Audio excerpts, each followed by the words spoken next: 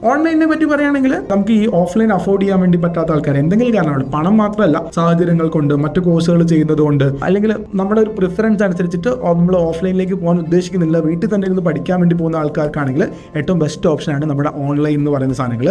Full ഓൺലൈനാണ്, accessibility ആണ് ഏറ്റവും major feature. നമുക്ക് എവിടെ നിന്നും ആക്സസിബിൾ ആവാം. നമ്മളിപ്പോൾ ദൂരെയാണ്, നിങ്ങൾക്ക് വരാൻ പറ്റാത്തൊരു സിറ്റുവേഷനാണ്, നിങ്ങൾക്ക് എന്തെങ്കിലും തരത്തിലുള്ള ഹോസ്പിറ്റലോ സിക്കോ അങ്ങനെ എന്തെങ്കിലും ആണെങ്കിലും നിങ്ങൾക്ക് ഓൺലൈനിൽ യൂസ് ചെയ്യാൻ വേണ്ടി പറ്റും. ഏറ്റവും ഇമ്പോർട്ടൻറ്റ് കാര്യം, നിങ്ങൾക്ക് ഓഫ്ലൈനിലും റെസിഡൻഷ്യലും അതേ ഷെഡ്യൂളാണ് നിങ്ങൾക്ക് ഓൺലൈനിൽ ഫോളോ ചെയ്യുന്നുണ്ടാവുക. ഓൺലൈൻ എന്ന് പറഞ്ഞ ലൈറ്റർ വെർഷൻ ഓഫ് കോച്ചിങ് അല്ല നമ്മൾ കൊടുക്കുക. ഓൺലൈനിൽ ഈ പറയുന്ന സ്ഥലത്തുള്ള സെയിം കൈൻഡ് ഓഫ് കോച്ചിങ്ങിലായിരിക്കും നമ്മൾ ചെയ്യുന്നുണ്ടാവുക എന്നുള്ളതാണ്.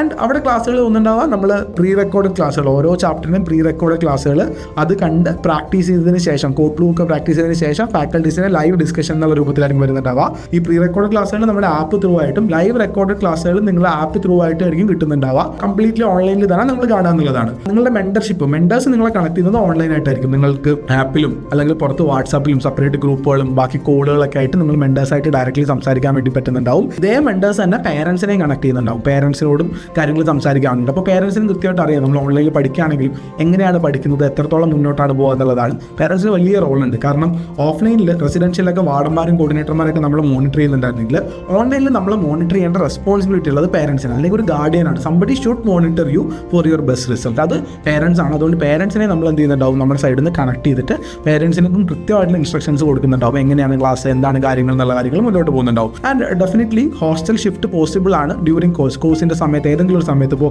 തുടങ്ങി 1 മാസം കഴിഞ്ഞോ 2 മാസം കഴിഞ്ഞോ 3 മാസം കഴിഞ്ഞോ അല്ലെങ്കിൽ അവസാന റിവിഷൻ സമയത്തേക്കോ നിങ്ങൾക്ക് ഹോസ്റ്റലിലേക്ക് ഷിഫ്റ്റ് ചെയ്യാൻ വേണ്ടി പറ്റുന്നുണ്ടാവും. അന്നേരം ഹോസ്റ്റലിൽ വേക്കൻസി ഉള്ളതനുസരിച്ചിട്ടാണ് നിങ്ങൾക്ക് ഏത് ഹോസ്റ്റലായിരിക്കും എന്നുള്ള കാര്യം നമ്മൾ പറയുന്നുണ്ടാവുക. ചില ഹോസ്റ്റലുകളിൽ വേക്കൻസി ഉണ്ടാവില്ല, ചിലതിൽ വേക്കൻസി വന്നു കഴിഞ്ഞാൽ നിങ്ങളിങ്ങനെ റിക്വസ്റ്റ് ചെയ്യുന്ന ആൾക്കാരെ നമ്മൾ ഷിഫ്റ്റ് ചെയ്യാൻ അനുവദിക്കാറുണ്ട്. അപ്പോൾ അതിൻ്റേതായിട്ടുള്ള ആ ഒരു ചേഞ്ച് വരുത്തിയാൽ മാത്രം മതിയാവും. പഠിക്കുന്ന രീതിയിലൊരു ചേഞ്ച് വരുത്തേണ്ടി വരും. ബട്ട് ഇഫ് യു വാണ്ട്, നിങ്ങൾ വീട്ടിൽ നിന്നിട്ട് ശരിയാവുന്നില്ല അല്ലെങ്കിൽ കുറച്ചും കൂടി ഓഫ്ലൈനായിട്ട് ചെയ്യണം എന്നുണ്ടെങ്കിൽ ഹോസ്റ്റൽ ഷിഫ്റ്റ് നിങ്ങൾക്ക് പോസിബിൾ ആണെന്നുള്ളതാണ്.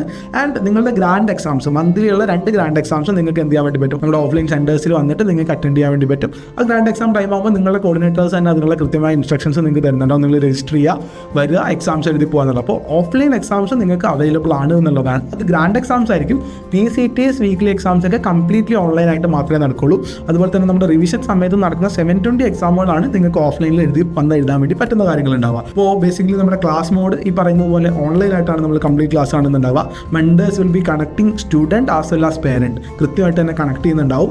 ആൻഡ് നമ്മുടെ വീടിൻ്റെ ഒരു കംഫർട്ട് ഉണ്ടല്ലോ, അതാണ് ഏറ്റവും. നമ്മുടെ സ്റ്റഡി ഹാള്, നമ്മുടെ ജനൽ, നമ്മുടെ കോർണർ, നമ്മുടെ മേശ, അവിടെ ഇരുന്ന് നമുക്കിഷ്ടമുള്ള പോലെ പഠിക്കാൻ വേണ്ടി പറ്റാന്നുള്ളൊരു കംഫർട്ട്, അത് ഓൺലൈൻ്റെ ഒരു മേജർ ഫീച്ചറായിട്ട് തന്നെയാണ് പറയാനുള്ളത്. ആൻഡ് ഡെഫിനറ്റ്ലി ഇത് ഓൺലൈനിലെ കുട്ടികൾ ഓഫ്ലൈനിൽ വന്നിട്ട് എക്സാം എഴുതുന്നതിൻ്റെ വീഡിയോ ആണ് ഉണ്ടാവുക. ഇത്